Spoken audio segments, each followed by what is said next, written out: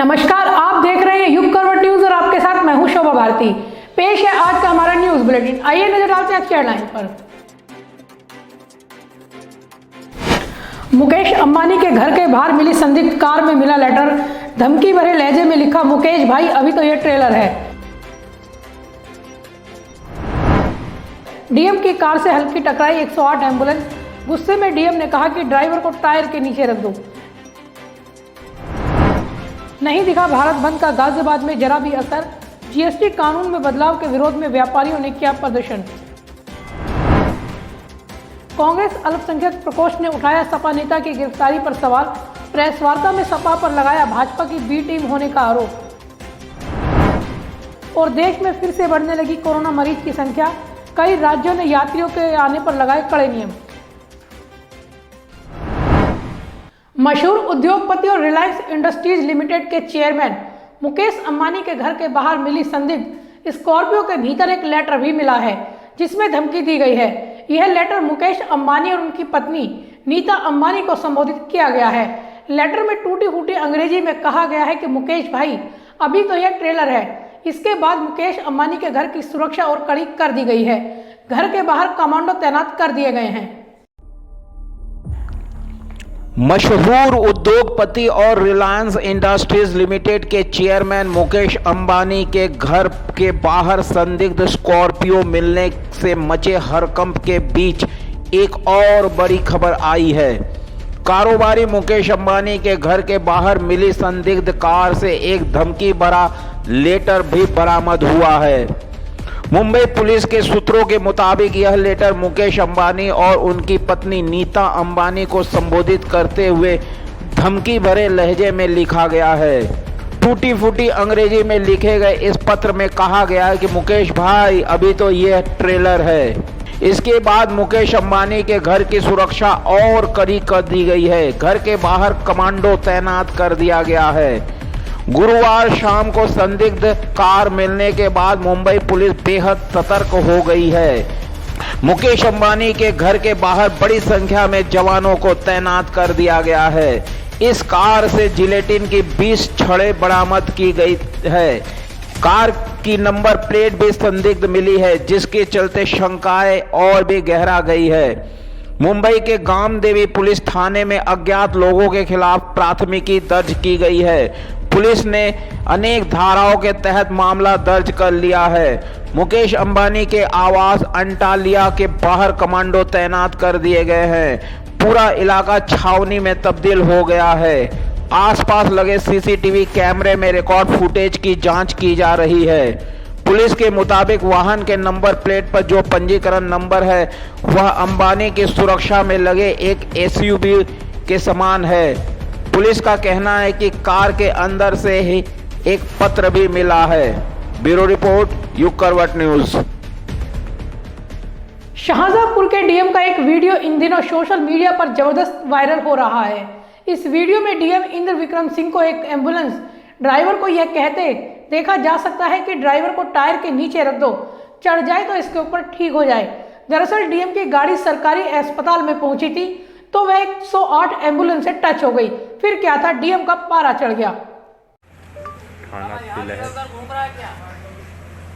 इसी को साले को ड्राइवर को नीचे रख दो, टायर के चढ़ जाए इसके ऊपर। ये है शाहजहांपुर के डीएम इंद्र विक्रम सिंह। आईएएस अधिकारी है, प्रोमोटी नहीं है, लेकिन जनाब कुर्सी के मद में सब कुछ भूल बैठे हैं। इन डीएम की बातें सुनकर आप भी चौंक जाएंगे। मामला उत्तर प्रदेश के शाहजहांपुर जिले का है। यहां जिला अस्पताल में डीएम की गाड़ी एक एम्बुलेंस से टकरा गई। इस पर इंद्र विक्रम सिंह इस कदर नाराज हुए कि उन्होंने एम्बुलेंस ड्राइवर को खुलेआम जान से मारने की धमकी देने लगे। उन्होंने कहा कि इसी ड्राइवर को टायर के नीचे रख दो, चढ़ जाए इसके ऊपर तो ठीक हो जाए। इस घटना का वीडियो सोशल मीडिया पर वायरल हो रहा है। जानकारी के मुताबिक सोमवार की रात जिलाधिकारी इंद्र विक्रम सिंह जिला अस्पताल पहुंचे थे। उनकी गाड़ी साइड में खड़ी थी।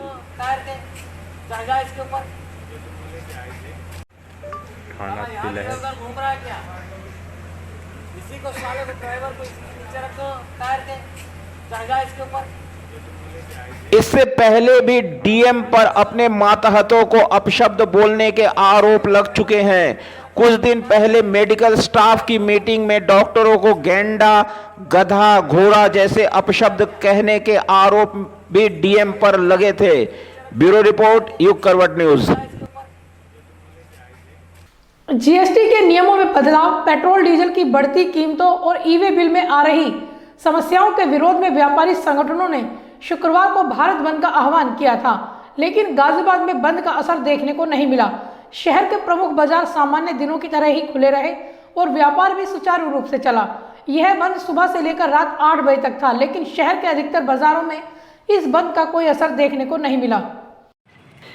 जीएसटी के नियमों में बदलाव, पेट्रोल डीजल की बढ़ती कीमतों और ई-वे बिल में आ रही समस्याओं के विरोध में व्यापारी संगठनों की ओर से बुलाए गए भारत बंद का गाजियाबाद शहर में कोई असर देखने को नहीं मिला।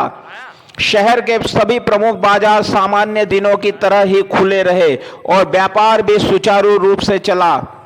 Confederation of all India traders and transport association के आह्वान पर शुक्रवार को भारत बंद बुलाया गया था। यह बंद सुबह से लेकर शाम 8 बजे तक का था, लेकिन शहर के ज्यादातर बाजारों में इस बंद का कोई असर देखने को नहीं मिला। शहर के मालीवाड़ा, तुराब नगर, चौपला, घंटाघर, वैशाली, राजेंद्र नगर, शालीमार गार्डन सहित सभी प्रमुख बाजार खुले रहे।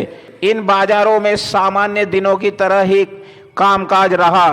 खुदरा दुकानदार रिटेल चेन के बढ़ते प्रभाव और जीएसटी में बदलाव की मांग कर रहे हैं।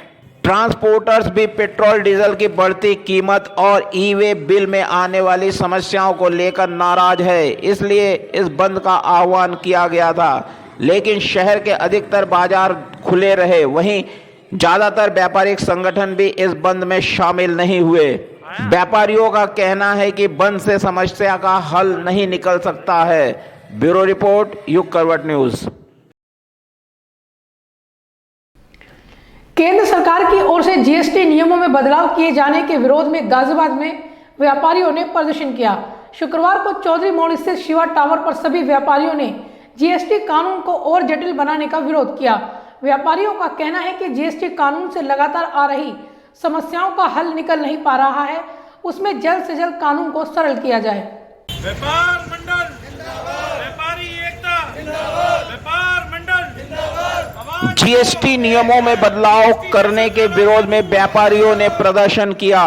शुक्रवार को गाजियाबाद के शिवा टावर चौधरी मोड़ पर सभी व्यापारियों ने एकजुट होकर जीएसटी कानून को और जटिल बनाने का विरोध किया। व्यापारियों का कहना है कि जीएसटी कानून से लगातार आ रही समस्याओं का हल नहीं निकल पा रहा है। जल्द से जल्द इस कानून को और सरल किया जाए। जीएसटी को सरल बनाने की कोई ना कोई कवायद शुरू की जाए, लेकिन ऐसा कुछ ना किए जाने पर आज 26 तारीख को हम सब व्यापारियों को जिला गाजियाबाद में एकजुट होकर व्यापारी संघर्ष समिति के रूप में हम सभी व्यापारी इकट्ठे हुए और हमने आज भारत बंद के रूप में एकजुट होकर जीएसटी को सरलीकरण, उसका जल्द से जल्द उसे सरल किया जाए, क्योंकि आज की जो जीएसटी इतनी जटिल हो गई है, उसमें लगातार इतने अमिटमेंट हो रहे हैं कि ना तो वकील को ना तो सीए को किसी को ये समझ नहीं आ रहा कि जीएसटी में आने वाला प्रावधान क्या है, जो आ चुके हैं उसमें नियम क्या है, हमें करना क्या है। व्यापारियों का कहना है कि केंद्र सरकार ने जीएसटी नियमों को और सख्त कर दिया है, जिससे उनका व्यापार प्रभावित हो रहा है। हालांकि व्यापारियों ने शुक्रवार को बुलाए गए भारत बंद का समर्थन नहीं किया है। ब्यूरो रिपोर्ट, युग करवट न्यूज। कांग्रेस अल्पसंख्यक विभाग ने समाजवादी पार्टी के नेता आजम खां की गिरफ्तारी को लेकर सवाल उठाए हैं। प्रकोष्ठ के प्रदेश महामंत्री नसीम खान ने प्रेस वार्ता कर समाजवादी पर निशाना साधते हुए कहा है कि सपा आरएसएस और भाजपा की बी टीम की तरह काम कर रही है। सपा और भाजपा के बीच हुए समझौते के कारण ही आजम खां को जेल भेजा गया है। कांग्रेस नेताओं ने कहा कि मामला सिर्फ भ्रष्टाचार का होता तो आज मुलायम सिंह यादव और अखिलेश यादव का पूरा परिवार जेल में डाला जाता, लेकिन दोनों के बीच हुए समझौते के चलते आजम खां को जेल भेजा गया। इस दौरान कांग्रेसियों ने एक सवाल के जवाब में कहा कि उनकी पार्टी उनका मामला नहीं उठा रही, ऐसे में हमें मुद्दे को रखना पड़ रहा है। अगर आजम खां कांग्रेस में आते हैं तो खुले दिल से उनका स्वागत किया जाएगा।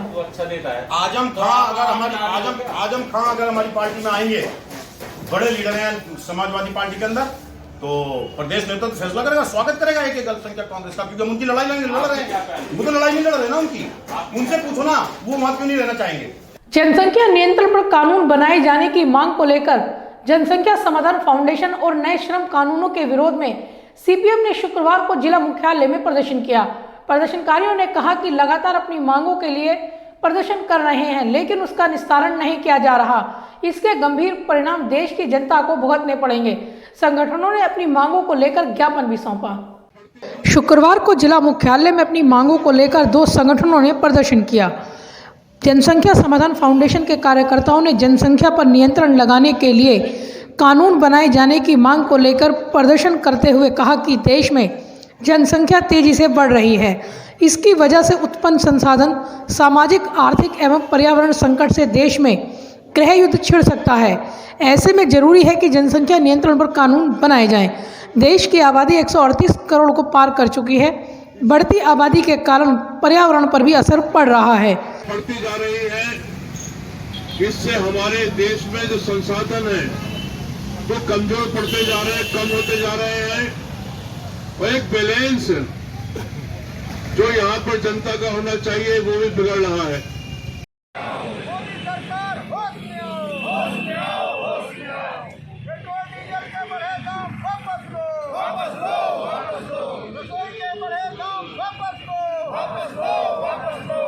वहीं कमर तोड़ महंगाई, बढ़ती बेरोजगारी, श्रम कानूनों में बदलाव, कृषि कानूनों के विरोध में सीपीएम ने भी जिला मुख्यालय में प्रदर्शन किया। सीपीएम कार्यकर्ताओं ने कहा कि देश में बढ़ती महंगाई ने आम आदमी की कमर तोड़ दी है। हर दिन पेट्रोल डीजल के दाम बढ़ रहे हैं। देश में बेरोजगारी भी चरम पर पहुंच गई है। 1 अप्रैल से केंद्र सरकार का नए लेबर कोड लागू करने का प्रस्ताव है, जिसमें सरकार का कहना है कि पूर्व श्रम कानूनों के सरलीकरण से व्यापार में सुगमता आएगी, लेकिन यह नियम पूंजीपतियों के हित को ध्यान में रखकर बनाए गए हैं। इससे श्रमिक कंपनियों के बंधुआ मजदूर बनकर रह जाएंगे। केंद्र सरकार के तीनों कृषि कानूनों को सीपीएम ने जन विरोधी करार दिया। ये जो अंधाधुंध महंगाई बढ़ रही है, इससे रोक लगाई जाए, सबको सस्ता अनाज दिया जाए। साथ में जो है ये पेट्रोल डीजल के दाम रोज़ बढ़ रहे हैं, गैस के दाम रोज़ बढ़ रहे हैं, इनकी कीमतें कम की जाएं और इस पर रोक लगाई जाए। उसके अलावा हमारी मांग है जितने भी बेरोजगार लोग हैं उनको रोजगार दिया जाए।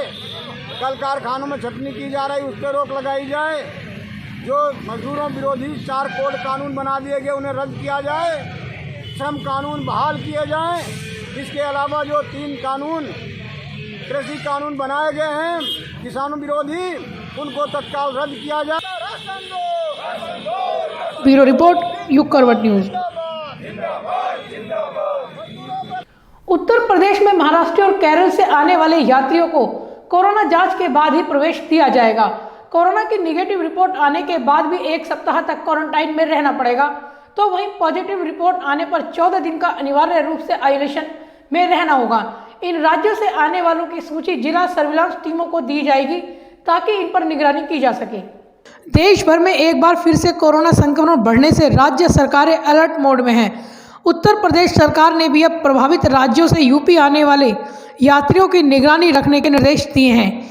विशेषकर महाराष्ट्र, केरल से यूपी आने वाले यात्रियों के लिए 1 सप्ताह का अनिवार्य रूप से क्वारंटाइन किया गया है। यानी अब इन राज्यों से आने वालों को 1 सप्ताह के लिए अनिवार्य रूप से होम क्वारंटाइन में रहना पड़ेगा। पॉजिटिव आने पर 14 दिन का आइसोलेशन अनिवार्य होगा। इसके लिए दोनों राज्यों से आने वाले यात्रियों की सूची जिला सर्विलांस दलों को सौंपी जाएगी। इन राज्यों के निवासियों की जांच एयरपोर्ट, रेलवे स्टेशन पर रैंडम की जाएगी। महाराष्ट्र, केरल से आने वालों को अपनी कोरोना जांच करानी आवश्यक होगी। जांच रिपोर्ट के आधार पर ही यात्रियों का क्वारंटाइन पीरियड तय किया जाएगा। गाजियाबाद जिला यूपी का प्रवेश द्वार है। ऐसे में जिले के अधिकारियों को निर्देश दिए गए हैं कि वे सर्विलांस टीमों की सक्रियता बढ़ा दें। निगरानी टीमों को तैनात किया जाए, जिससे इन राज्यों से आने वालों की जानकारी मिल सके और जांच कर उन्हें क्वारंटाइन किया जा सके। इन दोनों राज्यों से आने वाले यात्रियों के संपर्क में आने वालों की अनिवार्य रूप से कोरोना जांच कराई जाएगी। कोरोना टेस्टिंग भी बढ़ाए जाने के निर्देश जारी किए गए हैं। बता दें कि महाराष्ट्र और केरल में सबसे अधिक कोरोना संक्रमण फैल रहा है।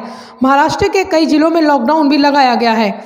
देश के अन्य राज्यों में भी संक्रमण ने रफ्तार पकड़ ली है। नए संक्रमण के मरीजों की संख्या में इजाफा हो रहा है। ऐसे में अब राज्यों की सीमाओं पर कोरोना संक्रमण की जांच के प्रबंध फिर से किए जा रहे हैं। भारत में पिछले 24 घंटे में कोरोना के 16,577 नए मामले आने के बाद कुल पॉजिटिव मरीजों की संख्या 1,10,63,491 हो गई है। इस दौरान 120 नई मौतों के बाद कुल मौतों का आंकड़ा भी 1,56,825 पहुंच गया है।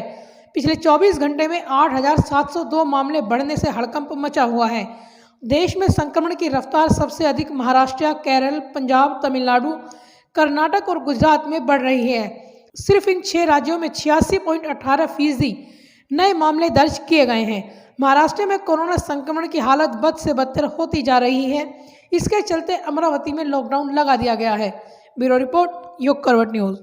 तो आज के लिए फिलहाल बस इतना ही। गाजियाबाद और आसपास की खबरों के लिए देखते रहिए युग करवट न्यूज और विस्तार से खबरों को जानने के लिए पढ़िए युग करवट न्यूज़पेपर। सब्सक्राइब कीजिए युग करवट। नमस्कार।